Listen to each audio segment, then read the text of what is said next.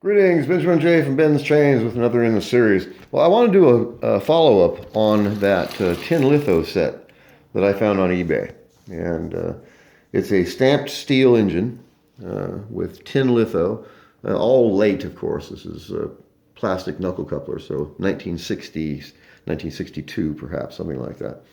Anyway, I was looking at the engine itself, and I said in the original video that it's almost identical to a 595.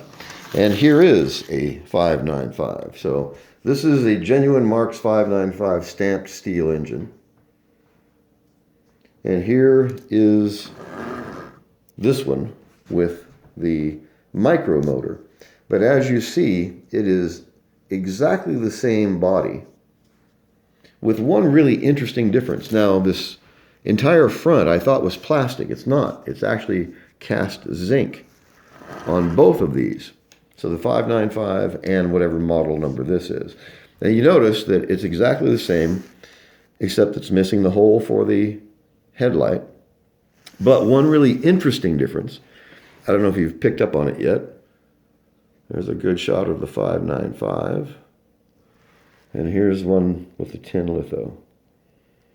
And you see that they're virtually identical with the exception of the hinge on the front of this engine is on this side. The hinge for the front of this engine is on this side. So a different mold completely, which is interesting to say the least. So like I said, I thought this was cast plastic, but it's not. It's cast zinc. And of course, the differences between them is no handrails. This one has a full-size Marx motor. This one has the micro motor.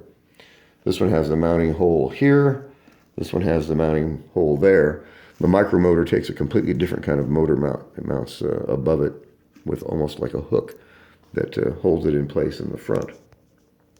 Whereas this one is mounted on a front crossbar on the motor itself. So actually, if you drill a hole right there, you could put this motor directly into this body. If you drilled a hole there and installed a lens, you technically have a Marx 595. You would have to change the stack, of course, to make them identical, and no handrails. But I thought it was interesting that they used a separate mold for making the front of these engines, and it makes you wonder why. I mean, don't know. It's I can't find any information about this engine at all. It's not in the any of the Marx history. It's not in the guide to Marx, the book. So I'm not really sure what model number this is. It's virtually exactly the same as a 595 with lots of changes, of course, but the body is exactly the same with the exception of that entire front casting. So anyway, I just thought it was an interesting difference. And if anybody has any information on this, I would be interested in knowing it.